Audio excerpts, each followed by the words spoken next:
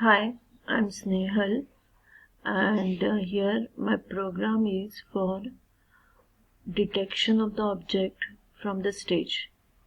I have uploaded one image and one sprite is there as a square box, and this sprite will detect the object present on this stage and give the name also of the object. So we'll now try. First, I'll go to the full screen mode,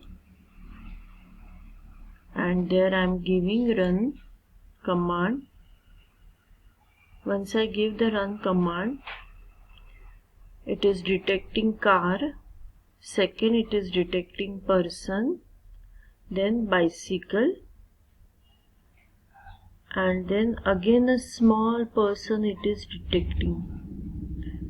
The person which is there behind, it is detecting that person. So this way it has detected all the objects on the screen. That's it.